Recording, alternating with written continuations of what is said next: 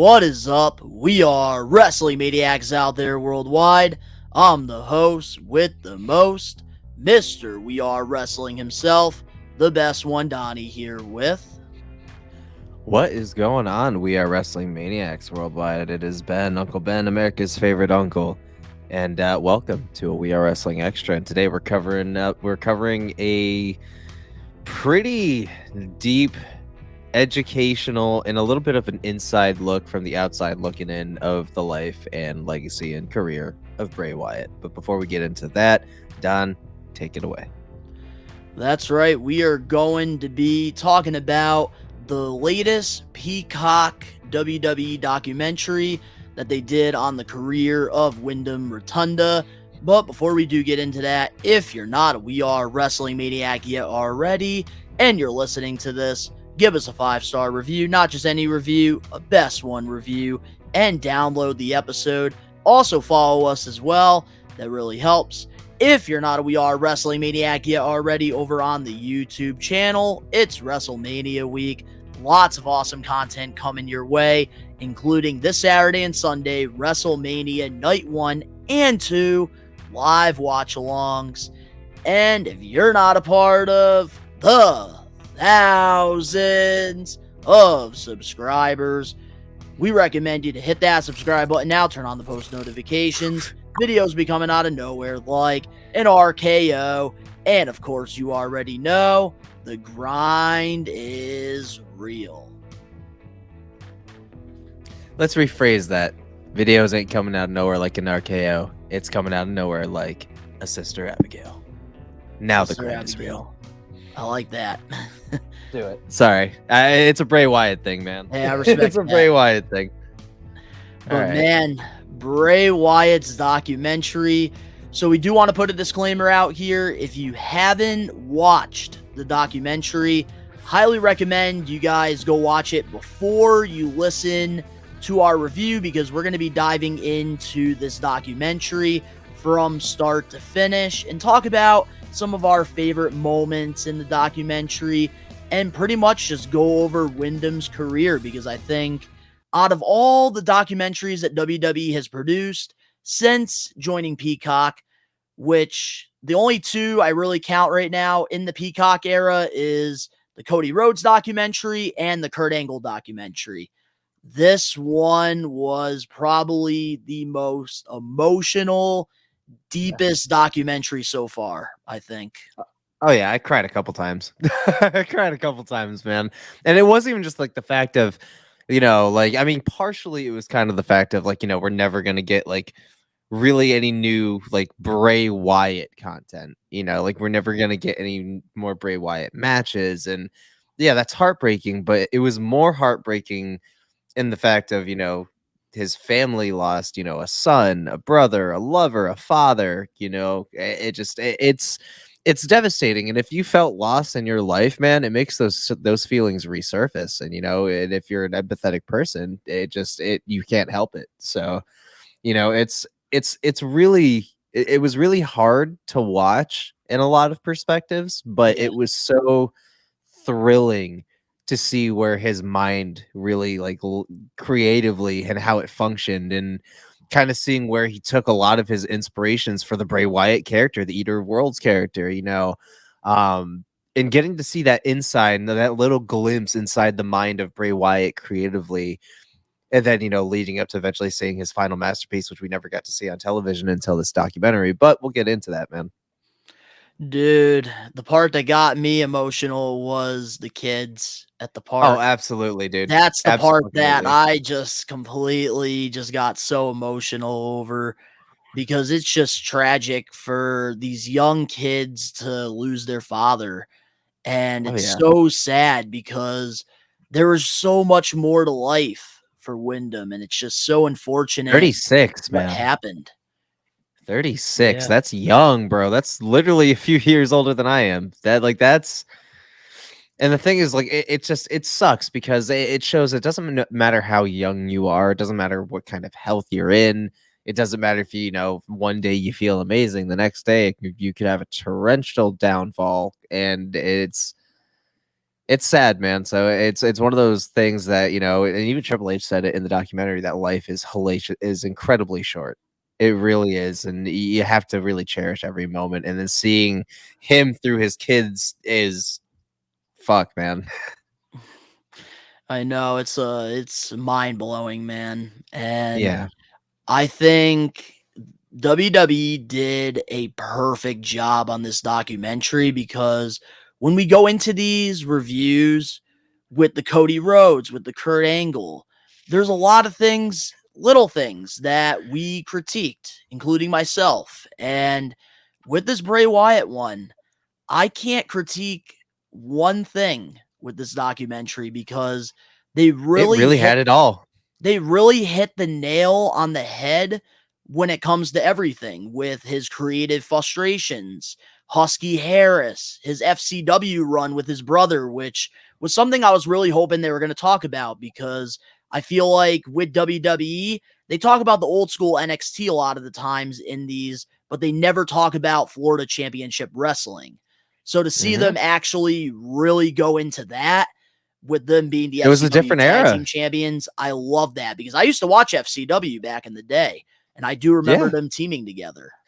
Yeah, and you also got to remember he came from a different era where FCW, like, that was basically nearing towards the end of the brand before it became, you know, NXT and as the game show and like what we knew, and then eventually became a developmental brand and now almost a third brand. So it's, you know, it was cool to see that. You know, it was cool to see where he all started. And the thing is, wrestling was never really on his radar. It was only like solely football, you know. So to see how he made that transition and just how easy it was to make that transition for him, already knew that he had a bright future and could do so much, and he didn't even fucking know it. He just wanted to be with his brother.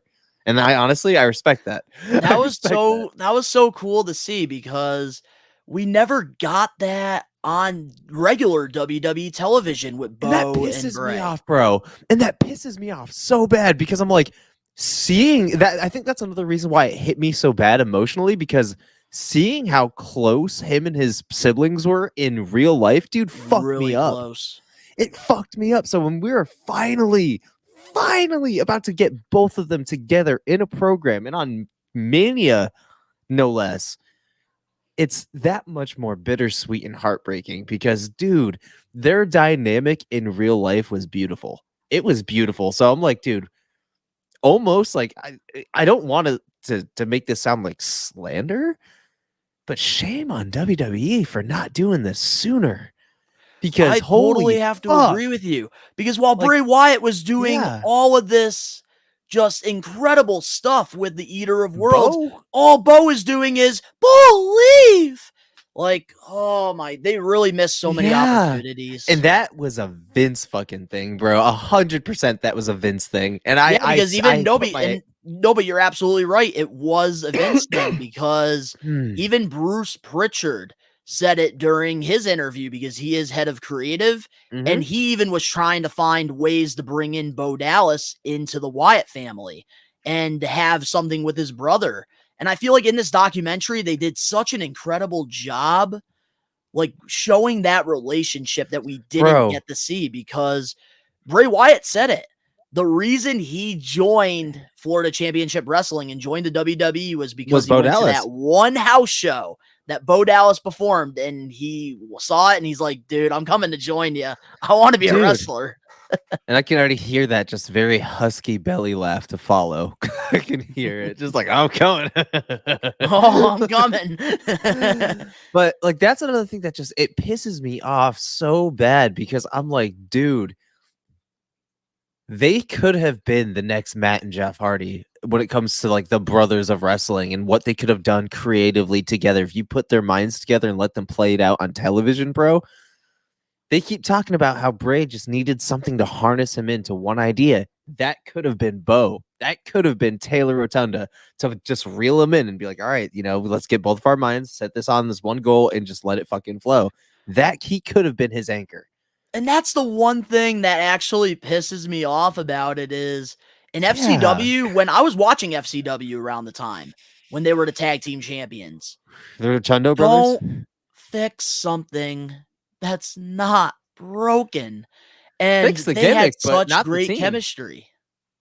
Fix the gimmick, not the team. Like 100%. Their chemistry unmatched. They just needed this very dark twist. And here's the thing: I don't know if you know, but Taylor Rotunda has a YouTube channel called Dreadmare. Mm-hmm. You've seen it, and it's like Yes. the dark stories of like wrestling, and it's like foreshadowing a bunch of things with Bray Wyatt, Uncle Howdy, the Wyatt Six, and all that shit. Mm-hmm.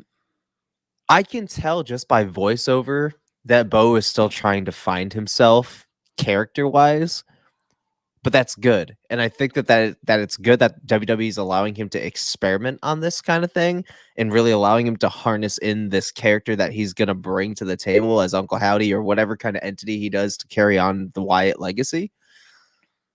But I think it's great that they're allowing him to do that because it takes something. You'll never fill Bray Wyatt's shoes. There's no fucking way. He's like Undertaker. That's 1 in a million. Mm-hmm. But to harness a right persona going forward to carry on that legacy is super important. The fact that they're letting him take the time he needs to build that, let the emotions reel in, clear his mind. It's beautiful. So I'm really, really excited for Taylor Rotunda. So I just wanted to kind of, put that out there. Oh, yeah, and that's the thing. I might as well give my thoughts on that because obviously at the end of the documentary, we got the tease of Uncle Howdy, which we will get into towards the end of it. But I will say, I have this good feeling that for Taylor Rotunda, he's going to have probably the best run in his career when he comes back. And I feel like a lot of it's going to have to do with Bray Wyatt being there with him in spirit because it seems like Bo Dallas, like just seeing him in this documentary from a different perspective, not being a jobber or that comedy role with Curtis Axel being the Miz's sidekick or doing a stupid Bo Leave thing. Seeing this side of him, he really has his mind set. And it seems like he's going to be going into WWE in the summer when he returns with a whole new mindset. And I think that we're going to get some of the best work. Wait, whoa. Run that back. You said summer? There's a timeline? So there is rumors, Ben, that Uncle Howdy will be returning to WWE programming in the summer of 2024. Maybe towards SummerSlam.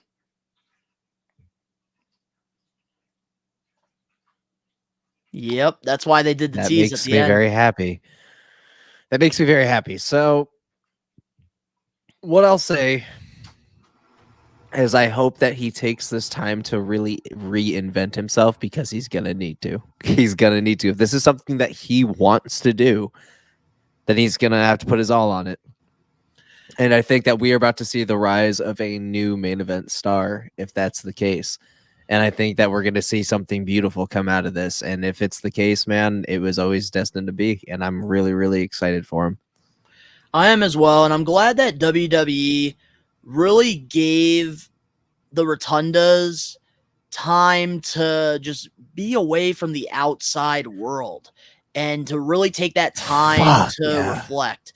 And that's something I do have to give WWE credit where it's due because Bo Dallas, he is, still under WWE contract. And throughout this entire time, they have given him like all the time he needs. All the time he needs, exactly. Dude, so that's like another thing I do want to give WWE credit for is they handled like his death, putting in fucking his dad and Barry Windham into the Hall of Fame, this documentary.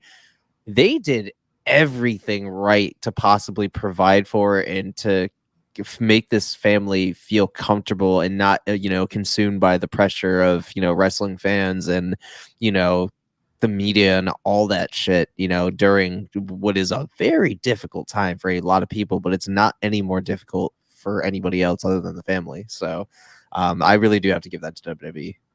Yeah, so now let's rewind. Let's talk about the first part of the documentary, which was his growing up with his sister and his brother and just his childhood. What was your thoughts on the beginning of the documentary with that?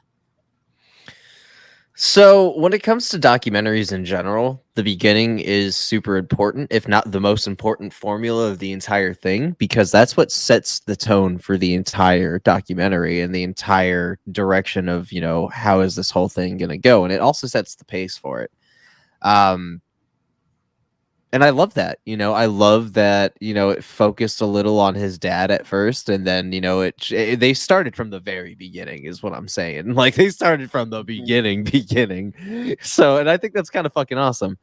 Um, we got to see, a little bit about, Barry Wind. We got to see a little bit about Mike Rotunda, Barry Windham, and his sister, saw how they got together. And eventually they had Bray, who was a big boy. And they kind of knew, like, immediately that he was going to be destined for greatness. And seeing that and seeing how they played it and just like the archives from WWE that they provided, because a lot of the footage was, never before seen footage from WWE that they provided for this. And I thought that was obviously an amazing touch. But the footage that the family provided, the photos that they provided during the timelines of each story it really did bring you on a ride. You felt like you're almost really there. And that's something that's so hard to catch in documentaries nowadays rather. See, I don't know if it's my bias just because, I'm interested in the person it's about. And, obviously I've loved this person for years. So it's like, yeah, I'm invested. But even if I wasn't, it'd be something that, like, say, an alternate reality is Ash was a fucking wrestling fan and she was watching it. And, for anybody that knows Ash, she's not a wrestling fan whatsoever. But I would fucking sit down and start watching it because, like, holy fuck, like, it was like thorough. They didn't miss a beat with really anything. Like, yeah, if there was like some, for family only hardships out there that didn't really, add to the story, yeah, they left it out. But for what it's worth, for a timeline of 36 years and showing the very beginnings and the roots of where it all started and how him and Bo Dallas were very different in terms of like their flavors of wrestlers and, how their inspiration came to be.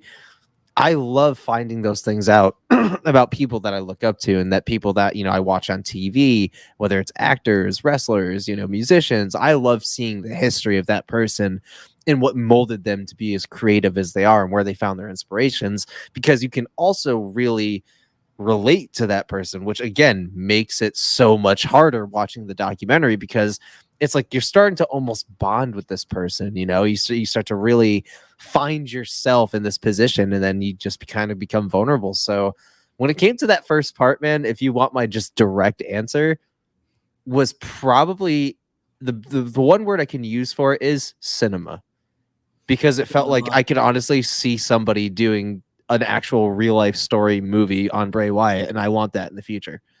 I 100% want a Bray Wyatt film in the future. Oh, definitely needs like to. This documentary made me want that so bad. Like, it made me want that so bad because I'm like, dude, it was almost like watching a movie but somebody's life, And again, that's gonna sound fucking just remedial saying it, but that's the best way I can put it. And it's, again, the first part, direct top shelf cinema, and again, it covered everything as thoroughly as you possibly can in an opening for a documentary. And that's the thing I want to talk about as well, because when it comes to all the interviews that they did throughout this documentary, I think the reason why this was so perfect was because they had the right people in this. You had his sister, you had his mother, you had his father, you also had his brother, you even had creative, you had even Hulk Hogan, who worked with his father, and then having John Cena in there, who worked with him at WrestleMania 30. Also having the remaining, of LA Knight. A sprinkle of LA Knight, having the two final members of the Wyatt family who are still alive, Braun Strowman and Eric Rowan. Them being in this documentary Braun was great. Strowman fucked me up, bro, and also emotionally. and I can't forget Alexa Bliss, JoJo, and even his first baby mama as well, and even the kids. It was perfect. Man, there's only one part of the documentary. And Randy Orton. I don't want to forget him either. Oh yeah, dude, he was a huge, crucial part in Bray Wyatt's story. if there's one part of the documentary I kind of want to skip over, is when they went into detail about, his passing, because that Of not course. only is it sensitive, but that shit got me choked up, man. Like, actually hearing the details. Like, if you guys want to see it, obviously it's on Peacock. It's Becoming Immortal, the Bray Wyatt story. It's that part, like, I almost like had to pause, because I just, because they started showing his kids, and it fucked me up. So I, like, if we can skip over It that when we did get fuck me there, up. like, No, yeah. So we definitely can, for sure, because obviously this documentary was hard, not just for you, not just for me, yeah, but probably for everybody everybody. that's watched it already. Yeah, and it just having, reliving the story of, fucking, Brody Lee, John Huber, hearing the stories between, sort of Braun Strowman, and having Eric Redbeard a part of it Oh, that's again. another thing too. The 2018, the interview that they did with Brody Lee about Bray Wyatt too, that they Bro, added in there. that's why I texted you immediately. And it was either you or Danny. I texted. I was just like, that. No, it was Danny. I texted him immediately as I was watching it, because I was the first one out of all of us to watch it. And I was just like, that interview with fucking Brody Lee, though. And I wasn't expecting it. I wasn't expecting Brody Me Lee to be a either. part of it. So I was just, the fact that they had that a part of the documentary, like, they were so thorough. Like, they even included somebody posthumously. That is that's everything you could want in, a tribute slash documentary slash biopic. Well, not really biopic, but Yeah, and it's, I yeah. for me, I loved the beginning of the documentary because I agree with what you said. Like the beginning to me is the most important part of the documentary because obviously you want to tell this story. And with Bray Wyatt, they really described him, like his characteristics of who he is. And I really think they did a great job executing that with the old videos, the pictures, him playing football, how he got into professional wrestling, and pretty much his sister and his brother pretty much saying that he was like the pretty much the goofball of the three. He always loved to just joke around and just smile and just loved art too, which I thought was I think they did a great job with that too, showing like his creative like art side of it outside of wrestling as well. Motherfucker, Kind of cool.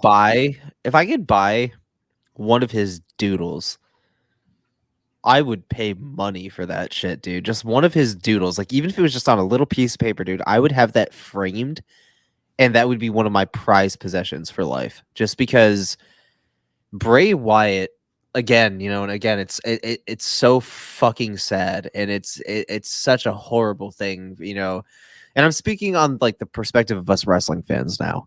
Mm-hmm. It's so fucking horrible because Bray Wyatt felt big on a level of Kane and The Undertaker in their primes that we could ever get close to again within the next 20 years. Like, it's going to be a long time before we stumble upon somebody who is as good and as captivating and is as, good with storytelling and just the minimal as Bray Wyatt was. And it's so shitty. It's so shitty because he felt like, and it was used a lot in the documentary. He felt larger than life. Exactly. And there is one thing I want to point out, and I think this is the perfect segue to get into his WWE career. I can't believe what Bruce Pritchard said in his interview because I remember back in older episodes of the We Are Wrestling podcast, and I even mentioned this Bray Wyatt with like the bad creative because the problem was people didn't understand where like his creative mind was going because nobody can, if you're an artist, nobody can do the The artwork is canvas. never done. The artwork is never done unless Mm-hmm. it's the creator behind it. And with Bray Wyatt, I remember a lot of the times when creative just didn't know what to do with him. I would get very frustrated on the podcast and I would even say, like, this might not work with Bray Wyatt in WWE because he's just so fucking creative that none of these creative writers, Bruce Pritchard, none of those guys can do what Bray can, because Bray has the vision. They don't have the vision. Yeah. He does. And having Bruce Pritchard talk about that during this documentary really hit me, because I know Bruce Pritchard, he was one of the guys that worked with Bray Wyatt very closely throughout his career, which I thought was a perfect match for the two, because they both love the character side of wrestling. And man, like hearing Bruce Pritchard say that, like his creative was sometimes like good, like he was too good. And like it was hard to like get that momentum sometimes. And then Triple H saying how like it's like he has the character, he's larger than life, but now how do we bring that into the ring? And that's the part that got me, because I remember criticizing a lot of creative the last couple of years with Wyatt. And because of that, so dude, my mind was blown during that. It was also hard seeing like actual footage of him getting legitimately frustrated while he was filming, like, you know, the backstage vignettes and everything. Like it sucks seeing the real part of wrestling sometimes, you know, like the production, the magic behind every, you know, the execution, you know, the process. It just, and being someone as creative as Bray Wyatt and being as a perfectionist, especially when, again, you're an artist, and no artist is ever satisfied with anything they fucking do. No artist in the fucking world has ever looked at their fucking painting or their drawing or their performance or anything and says, that was fucking money. Ain't nobody, not even fucking Oscar winners. But bro. I will say I will say this, adding the frustrations in there made the documentary so much better, because you got to really understand more from Wyndham's side of it. And I think they did a great job doing that, because a lot of the times with WWE programming, they want to get their side across. But in this documentary, it seemed like for once they put their differences aside and they really wanted to tell the story of Wyndham. And that's what I loved about this so fucking much. Oh yeah, man. Like it just it's frustrating when you're an artist and you're never satisfied, because when you have other people trying to tell you how to do it, it gets even more frustrating. So I can understand why both sides came to a disagreement at one point. So, and I think they did a great job covering that, because I know that was something in the IWC that a lot of fans were also very frustrated with, including myself. I was one of those fireflies that wasn't happy with what WWE was doing with them, and I'm glad they covered that. That was one thing I was super nervous that they weren't going to cover in this documentary, and they did it. Yeah, and WWE's been super honest lately. Hint, hint. You know, so I just it doesn't surprise me. And Nick Khan. and not for a good thing, and Vince. So because of Vince, everybody's being honest. But let's get into Husky Harris, because they did cover his run during 2010 with the NXT game show and with the Nexus. And then they were talking about how frustrated he was with just being known as a big guy. This one's good. This section is going to be very short and sweet, because I fucking hated Husky Harris probably as much as he did. Typical big guy. They tried putting boots on him to make him like a redneck, you know, just typical generic ass player, generic player one when you're customizing your characters on WWE 2K. You know, that's basically all it felt like. And it was just a big beefy dude, and it was not him, and you could tell the heart was not in it. Like, you know, kudos for him for doing his job when it was asked of him, you know, when he was getting paid to do it. But no big guy just wants to be known as the big guy when they know and can show that they are capable of so much more. Exhibit A, you know, and both these guys down here, he was worth so much more. And when he came back as his, you know, Bray Wyatt persona, the first time I got the echoes of the Wyatt family, man. We'll get into that. I can't wait to get into that. So with Husky Harris, I will say this, man. I loved in the documentary that we got that NXT game show interview with him talking about his life. I thought that was really cool. But man, the Husky Harris character was so frustrating because for me, I knew the talent was there. I always knew it because I remember watching him in FCW before teaming with his brother. And he went from that to being just Husky Harris. And then he was just an extra with the Nexus. And I'm glad that he was one of those rare cases where it didn't work out for him. So he went back down to developmental. And a lot of the times when wrestlers do that, they break their career because it's make or break. Not him. And with him, he did the complete opposite. And I remember the very first promo he did in FCW as Bray Wyatt. And at the time, he had a big guy with him. He was a part of the game show as well. Eli Cottonwood, which didn't work out. So eventually he left WWE. But man, Bray Wyatt around the time, dude, like when he first came, like as Wyatt, was just incredible. And even them talking about how fast the transformation was, where he went from being an FC, like being a part of Husky Harris, and then literally 4 years later, wrestling John Cena at WrestleMania, one of the biggest stars in WWE history. That is pretty impressive. What about his poetic win in the Elimination Chamber, which honestly made sense for a character like Bray Wyatt to win his first big WWE championship win in a fucking chamber. Like that makes so much sense. But yeah, with Husky Harris, man, I'm glad that he was able to go down and just literally lay it all down, and he came back and obviously now transitioned into what we know as the Eater of Worlds, Bray Wyatt. Ooh, and let's talk about Eater of Worlds.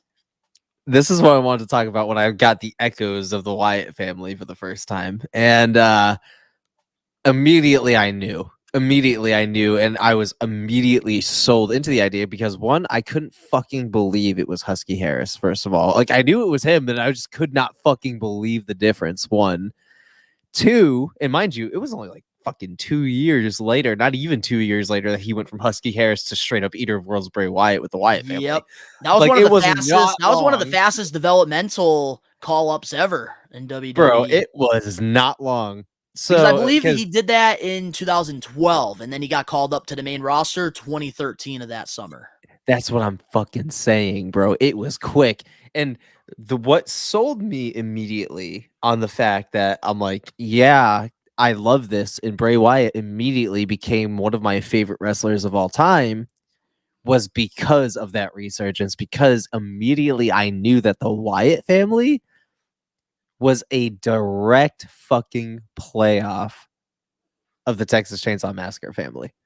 So I knew, and that's my favorite horror franchise of all time. So it's like, motherfucker, yes. Immediately, I was just like, we are literally talking to a cult leader, the Charles Manson. Oh my god! For someone who adores horror films and anything horror wise, I literally just watched fucking Night of the Living Dead 1960s version last night on AMC Plus, going to sleep last night. I literally love it. So when I saw the resurgence, it blew my fucking mind, bro. And then his cinematic match with Randy Orton, bro, at the Wyatt compound.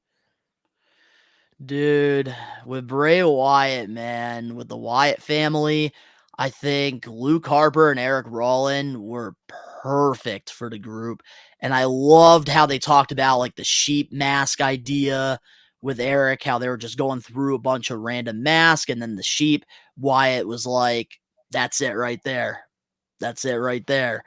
And I think like the opening vignettes bringing in the Wyatts to the main roster, I really enjoyed those because for me, I'm an old school guy when it comes to debuts. I love video packages introducing larger than life characters. And they did that exactly with Bray Wyatt with the rocking chair, the fedora, and like the Whale of Mercy look. It was incredible the way that they transformed him from 1 year, which is crazy. And it's like the fucking, it's like with the more his character evolved, you got to see a more rugged and darker side of him. Like it's almost like the layers were starting to peel off. Like he started as his family member, then he lost his family and became this butcher and just plowed through everyone. He just kind of like lost his way a little bit. So he was peeling back all of these different layers. And eventually we stumbled across what was always in the darkest, deepest parts of him that eventually emerged at SummerSlam in 2019. Ooh. And I will say one of my favorite moments Ah, was when he won the WWE Championship. I kind of that wish in the elimination documentary, chamber. if there was one thing that I would do with the documentary, my only maybe tiny critique. I would have I made it another hour wish long. oh, absolutely. That's no question, but I wish they covered the WWE Championship a little bit more because That's what that I'm was saying. a big fucking moment for him. Another hour would have been able to extend a couple other segments that I felt like had plot holes, but could have also touched on other, you know, accolades and also other perspectives inside of his runs. So like including his, you know, his tag team championship run with Matt Hardy. Like I would have loved a little bit more with that. You know, I Mhm. would have loved it. So it just I would have preferred a couple extra things, but for what we got, I loved it. And the Oh, yeah, transition no, into the Fiend, absolutely. holy fuck. A And split I will say personality also character. too, all right, now this is where I want to start talking about this because Yeah, I also loved what was his name? The guy that made all these costumes and designs for Bray. What was his name? Jason something. I forgot his last name, but Jason. Well, We'll Jason. call him Jason. Jason, I yeah. loved what we got with Jason in this documentary. I think they did a great job, and just to see his relationship with Wyatt, not just a working relationship, but just that personal bond that they had, I I wanna really run back liked as well. I wanna run back the since we're talking about Jason, I wanna run back everybody's roles and how perfect they did each role, because each Okay. role wasn't perfect in this documentary. Jason felt like the creator of, like he was basically like the blacksmith when it came to fucking Bray Wyatt's creativity. And then when it came to the documentary, you had Bo Dallas, who was basically the tour guide of his entire life with Bray Wyatt. And then you Mhm. had Undertaker, who was the narrator. So it all just, including everybody, including Jason, who brought his ideas to physical life, is so important. But continue, bro. Sorry, I just wanted to run that back and give a shout out to Nah, those roles. man. Hey, we have to. And I loved also how they covered the WrestleManias. I love that they covered WrestleMania 30 with John Cena, WrestleMania Yes. 31 with The Undertaker, even The Rock. They talked about that a little bit as well, which I thought was really freaking cool. And man, overall, that was just so good. And let's get into The Fiend now because this is where, whew, everything turned around because during, this time, the Eater of Worlds, Bray Wyatt did everything he could do. And there's a lot of people frustrated with the lack of wins that he got during this time. And with The Fiend, this was just a larger than life character. And everybody remembers SummerSlam 2019, that entrance. And oh my goodness, what a run. And I also loved how they brought in Alexa Bliss, even though personally I wasn't a fan of her and Bray Wyatt together because I I enjoyed loved it. her. I liked her former gimmick more, but it was really cool to see the relationship between the two. Boogers. Boogers for that comment that her last shit was boring as fuck and she actually got to blossom and she actually got to do cool shit. You're a I'm so hater. I get like I You're know a it's hater. unpopular. I know. You got Tiffany Stratton I'm now. glad it Let it was go. I will say I'm glad it was her favorite like time in her wrestling career. I'm happy She that killed she it was for what it was happy. worth.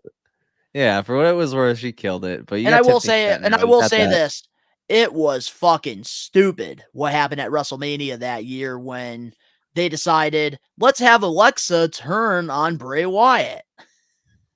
And even And she said yeah, that in the interview too, which I liked.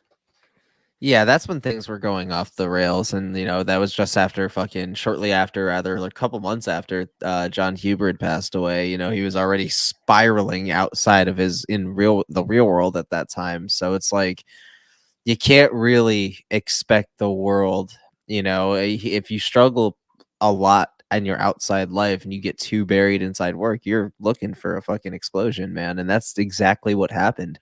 And at that time when she turned on him, that's when the cord was the plug was pulled, and that was the end for a very unfortunate larger than life character that they didn't know what else to do with because his creativity was way too big for a live stage, and it just that's a budget, man. And that's the thing too. A lot of people don't understand is that WWE is the biggest stage. They have creative. Other companies out there like TNA and AEW, they give you that creative freedom. And that's somewhere I feel like Bray Wyatt would have really strived. But listening to this documentary, Wyatt wanted to be on the bigger stage because that's where all the fireflies were. And I love that even when he got released the first time, even though he deserved so much better, he stayed loyal. He never went to the independent circuit to have a wrestling match. He never went to AEW when a lot of other former WWE guys that were getting released were signing with the other promotion. And I really liked how they covered that when he left because they were talking about how he was really getting passionate about art and he was just waiting for the right time. Yeah, and it was good to the feedback for me personally wasn't good, but it was good to see him back at Extreme Rules 2022. It So was good. real good, and the build up to it with the QR codes, the fucking interruptions in the screens, the mind games that we were getting, and the fact that we fucking knew, and the fact that his social media handles were changing. He threw up the Wyatt 6 symbol on his Twitter before it was a thing in WWE TV. The one who opens the door with fucking John Huber's fucking tribute. Like it just the buildup was so intense and the payoff was so grand, and that was only scratching the fucking surface. I know, and I loved the way they covered his second run with WWE. I think they did For a what it was great worth. job showing the vignette, especially his creator that helps him make all the costume designs, Jason, being under the Fiend mask during that whole Wyatt 6. It And then even only made talking sense. about even breaking character with Uncle Howdy. We got to see him in the background without the mask and stuff. I thought that was really cool even. And then Taylor got to talk about working with him for the short time that they got to work together. And I thought that was really cool because that's what they both wanted in their life was to work And the together. fact that we got the most authentic Bray Wyatt it's almost haunting. Like it's almost bone chilling that we got the most authentic Bray Wyatt in his final run, in his final weeks, and in his final months in the company before, having to take the time off and then unfortunately passing away in late 2023. But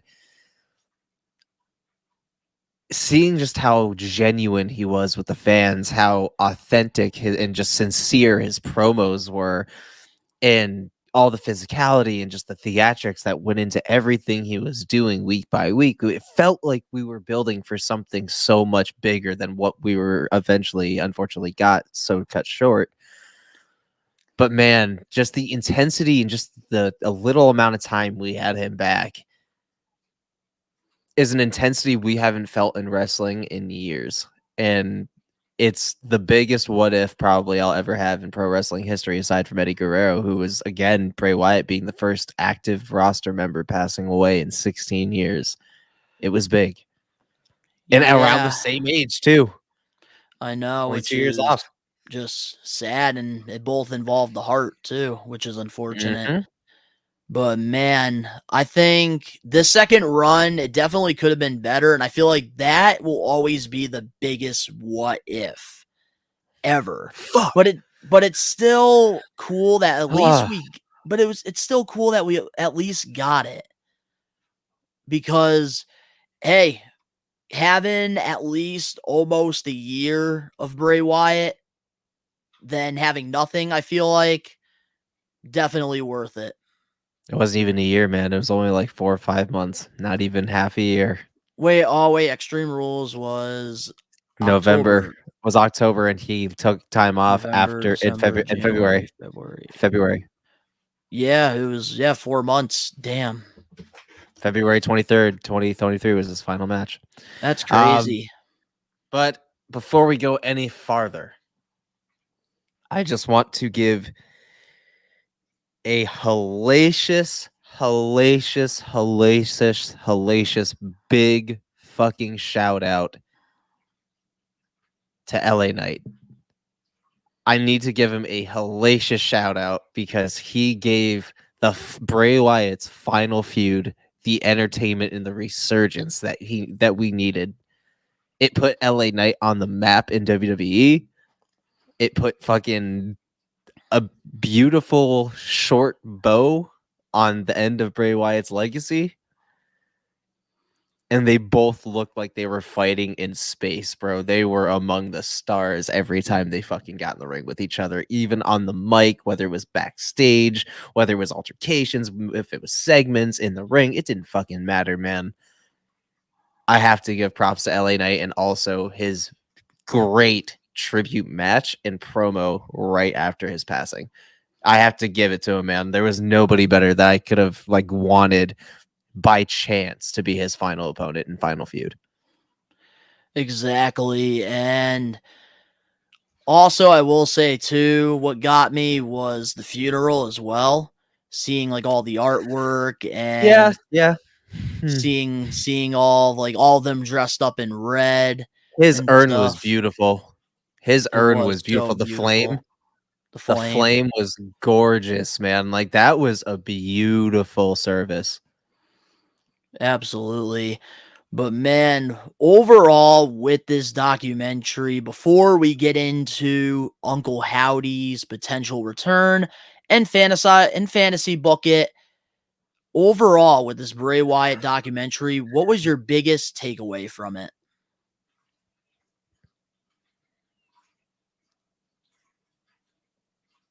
Everybody's expendable. Life is short. Make every second count. And that if you dream big enough and if you want it bad enough, you could also be something larger than life. My biggest takeaway from this is life's too short and to just go out there and chase your dream. If you have a vision, go out there and do it. And Bray Wyatt went out there and did it. He betted on himself his entire career, his entire life. When people said you couldn't do it, he went out there and he did it. And at the same time, he did it the right way. And there's a lot of people in this business who have to be selfish to get to the top and they have to politic. And that's just how the business has been. And I'm kind of glad And he's a third generation. and I will say, like, I'm kind of glad that through the years now, the politicking is getting better than it used to be. But Bray Wyatt did it the right way. He always wanted to tell the story. He always focused on the larger than life character and what's going to be best for WWE and the Bray Wyatt character or the Fiend character moving forward. And he was just such a selfless guy. He had a lot of friends in this business and he wanted to keep everybody all on the same page. And that's what I got out of this. Such an incredible, beautiful human being. But now let's end this with Uncle Howdy because at the end of this, Oh man, this is something Bray Wyatt I know would love if he was here and they were doing a Oh, documentary on absolutely. him. Because getting that, I did not expect that whatsoever watching it. And I got to ask you, Ben, what was your thoughts on Uncle Howdy with the T's? And what do you want to see with him when he comes back?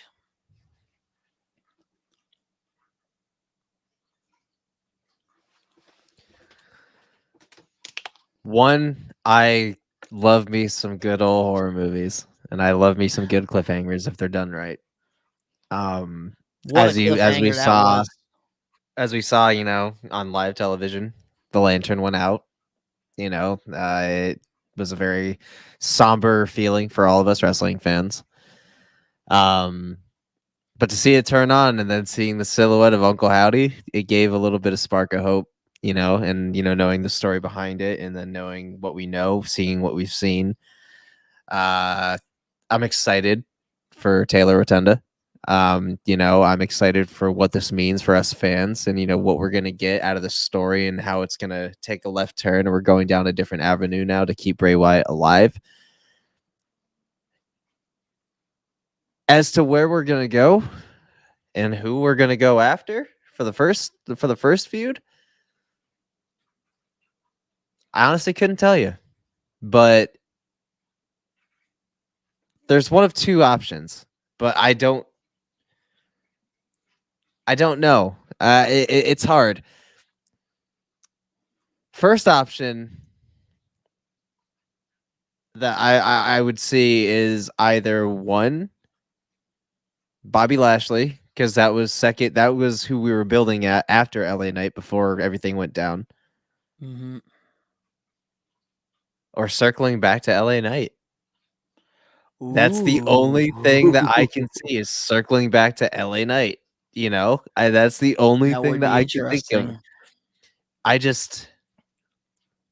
I don't know where you would go to start. I don't know. You would have to really plant that seed and really think about that story before telling it. It's one Mhm. of those things that you can't really fantasy book because we didn't know really who Uncle Howdy was. We got bits and pieces. He said that every single part of his characters are real parts of his life, but we never got in depth what that was. So Well, it's hard there to was a start, thing that Taylor did mention during the documentary was Bray Wyatt's vision of Uncle Howdy was this monster as a child that he would have nightmares about. Mhm. And it's going to get really interesting to see where they go with this because I think this does have a lot of potential. And we all know Bray Wyatt's going to be there in spirit through this entire thing. And my fantasy booking for Uncle Howdy, here's what I could see happening. I think we're going to get Wyatt 6 versus the Final Testament. I think we're going to get a program with Karrion Kross and Uncle Howdy. I think that that's going to be a great way to bring them back to television because the Testament, they're going to be dominating on WWE television over on SmackDown. Nobody's going to be able to stop them. So I think we're going to get Uncle Howdy. And then I think eventually they're going to pair Uncle Howdy up with Braun Strowman. And I think we might get And Eric Rowan. eventually, yeah, I was gonna say, I think the eventual return of Eric Redbeard too. I think, Yep. yeah, it's gonna be a Wyatt And I family think part and then two, I but it's think gonna be the Wyatt Six. Alexa eventually Bliss. Joe Gacy, he's going to get called up from NXT because there's Yeah. already comparisons there. I think that we're going to be getting like a whole faction with this and I think Oh yeah. having Braun Strowman with Uncle Howdy to start, I think would be perfect because of both Oh, of it'd their be beautiful. relationships with Bray Wyatt. Or they could Absolutely. feud with Randy Orton, but I don't see that because Randy, I don't think is going to be heel anytime soon. And obviously, with Uncle Howdy, they're Uncle not going to Howdy's gonna be want a heel. him to be a heel right away. Oh, he's gonna be a heel. He's gonna be a heel. 100%. Yeah, but There's he's no still going to be way. behind. But that's the thing. They're not going to put him against somebody who's very popular like Randy Orton right For away. sure, but he's gonna be a heel. 100%. A He's heel gonna be a that heel. gets the babyface cheers, probably. Yes, because it's a big entity and you can't not cheer that. You can't not cheer that for what it is. You know, it's going to be some time before that happens. But all in all, man, I'm excited. That's all I can really say is I'm excited. I'm excited. I'm excited to see what would have been play out in front of my eyes, or at least the parts that can still be play out in front of my eyes. And it's really selfish to say, but I feel like they would find a way to do it, and they probably would do it depending on how the family feels and how Taylor feels. There's still a way that Bray Wyatt can still be a part of this, even still That is not being true. here. Bray Wyatt can still have voiceovers. They can take some old footage and easily use his voice if everybody is okay with it, even if it's some kind of entity with Uncle Howdy. And I feel like we're going to get stuff like that because, man, with like the goal bringing Uncle Howdy back, I think Triple H and WWE, they're all on the same page here. They want to honor Bray Wyatt as much as they can with this because Taylor even said towards the end of the documentary that he feels like his brother is there with him in spirit and he has to be there for his mother. He has to be there for his kids and his whole family. Everybody. And he feels like he has to be the one. So I feel like we're going to be getting a lot of Bray Wyatt, man, on WWE television, especially the Fireflies. They're out. Hell yeah, dude.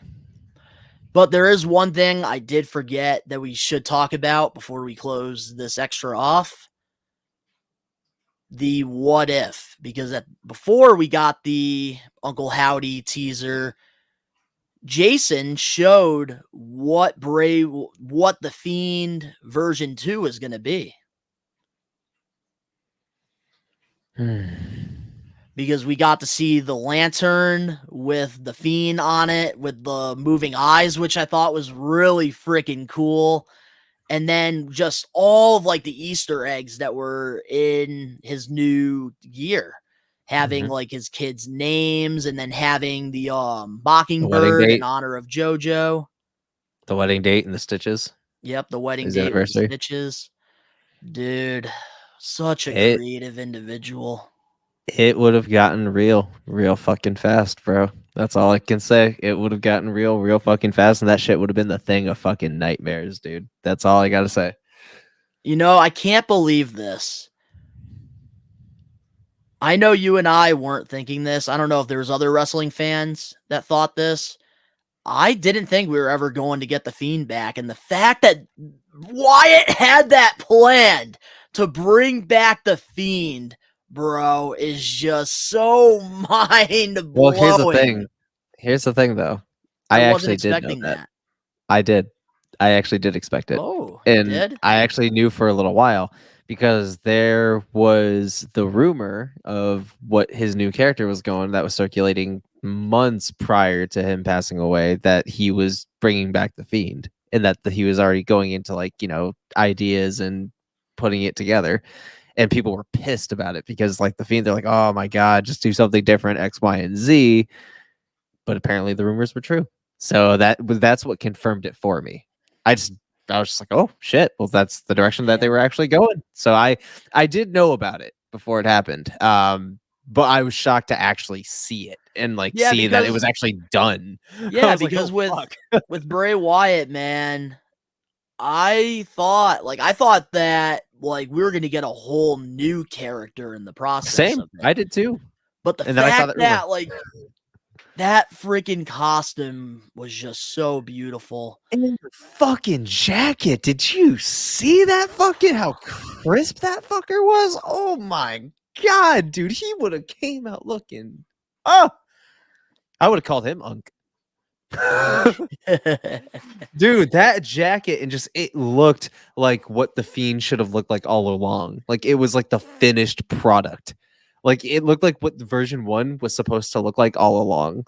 It's like you see like a superhero movie, right? And you see like when they put their costume together at first, but by the end of the movie, it's like the real fucking deal. And it's like Spider-Man. Like Spider-Man, the first one, how it was just like fucking a hoodie and shit. He had like these little goggles on, and then you met Tony Stark and you got the real fucking outfit by the end of the movie. That's basically what it felt like seeing the new Fiend, is you got to see what it was supposed to be all along. And it would have been beautiful. And I thought that was amazing. Like showing that, like the whole what if, because that really like now is gonna fuck with me for years to come. Like, damn, what if? But man, overall, this documentary, I gotta give it 10 stars, 10 out of 10. It was a perfect documentary from start to finish. I'm gonna give it was a 10 out of 10 for me too, but I'm gonna end it with this last what if. Okay. And it's a hot take. And you can say what the fuck you want. I'm talking to the whole wrestling universe, say what the fuck you want.